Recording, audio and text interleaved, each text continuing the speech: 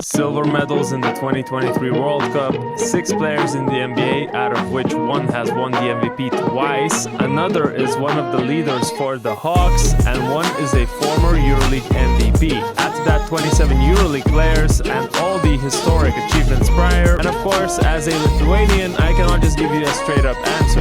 That's why I spoke with Serbian basketball journalist Nikola Stojkovic, who helped me understand the reasons behind Serbia's success. It's genetics. Not gonna lie, it took me by surprise at first, but I guess the more you think about it, a sufficient nationwide height is a must for basketball. For example, take the Philippines. People are obsessed with basketball there. These guys literally create modified rosters on 2K with their whole domestic league. Of course, it's not just about towering over opponents. It's more about that athleticism running through Serbian veins. You see, Serbia isn't a one-sport wonder. It's a nation where sports is a way of life. Tennis, football, volleyball, water polo, you name it. Even looking at basketball players, Jokic was racing horses in his youth, Micic was skiing, and Nikola Jovic played water polo before he ever touched the basketball. It means that these athletic abilities like agility or coordination is just in their DNA. Now let's talk early exposure. Nikola told me that it's almost a guarantee that your Serbian parents will hand you a ball of some kind when you're still a toddler. Also, this early embrace of the game isn't just about developing skills. It's about learning to love basketball from early on. I guess it reflects on why Serbian fans are so passionate too. If you ask a die-hard Crvena Zvezda or Partizan fan why they support that team specifically, you're gonna hear about their dad or their grandpa or their uncle. It's literally generational. So when we talk about genetics, it's not just about physical attributes. It's a perfect storm of height, athleticism, early exposure, and a cultural embrace of basketball. Next up is something Nikola kept repeating throughout our conversation. They just like to win. The fanatical desire, to win.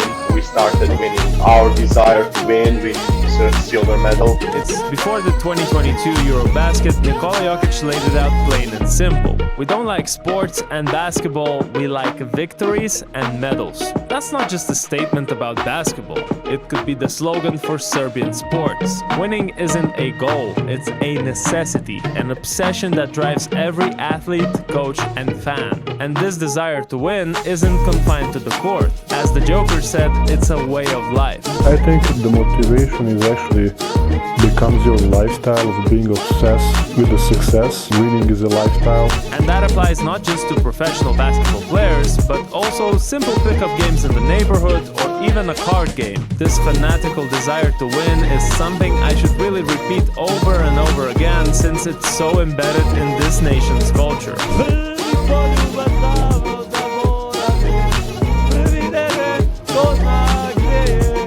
However, success is not taken for granted in Serbia. In fact, regardless of this winning mentality, their national basketball team has had long stretches of failures in the international competitions. Which means when they do win, the celebrations are nuts. Just look how they greeted the Serbian national team after they came back from the 2023 World Cup with silver medals.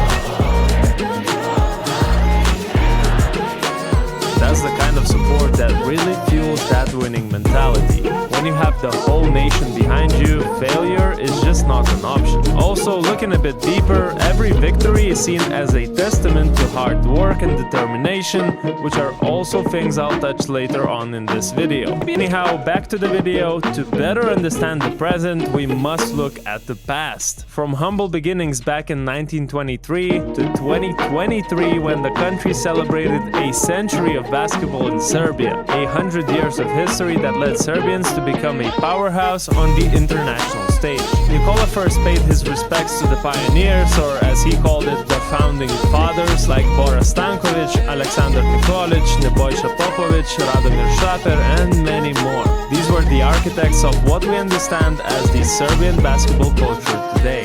And of course, when talking about Serbia, we cannot exclude the Yugoslavian era, which was kind of their golden age. Beginning in the 1960s, Yugoslavia emerged as a basketball force dominating international competitions tournaments and collecting a total of 24 medals, out of which 8 were gold. I guess you can start to understand how that winning mentality was established. But when I asked Nikola to point out what he thinks were the biggest achievements ever, 2 dates came to mind. First, the 1995 Eurobasket, where in a nail-biter final versus Lithuania, Serbians came out on top with the gold.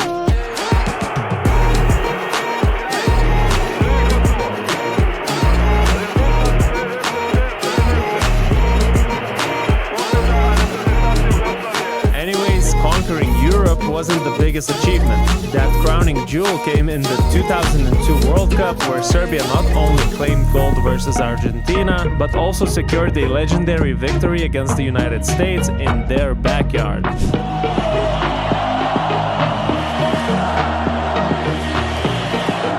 The history between these two countries definitely made it a much bigger deal, and that's why eliminating the US in the quarterfinals is something every Serbian remembers today. Where were you on the 5th of September of 2002? They will definitely say, they were watching the game against USA, and to beat USA in their backyard is something to remember. Since the collapse of Yugoslavia in 1991, Serbia won another 12 medals and produced so many great NBA and EuroLeague players that naming all of them would really be poor. Let's try to break it down a little. At the heart of it, we find 2 words: hard work.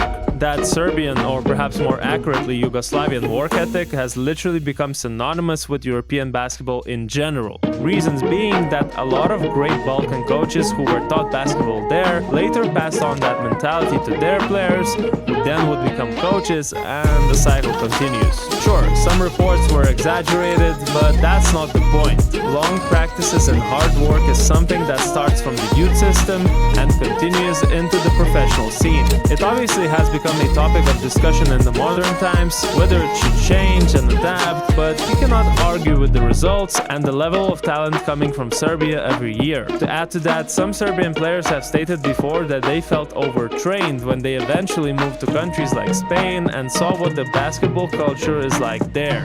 Another thing is what's being prioritized from early on. While in the United States the emphasis is on the individual and their skills, Serbian basketball is all about teams' needs and doing the right thing to achieve the win. In other words, Serbian players have been brought up to be selfless on the court, and stats is something of no significance. You have a line that's never been accomplished before in finals history. What do you think? To be honest, I just think I've heard it's a win, and what the said,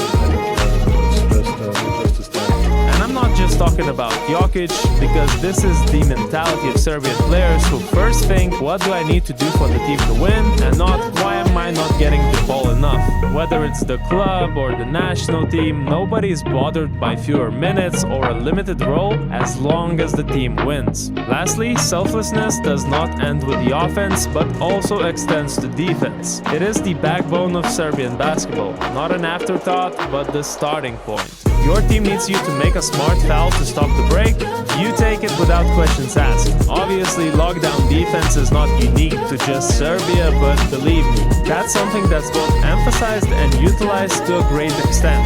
Take Crvena Zvezda for example. It historically has been one of the best defensive teams in the EuroLeague that use defensive effort to compensate for the lack of offensive talent.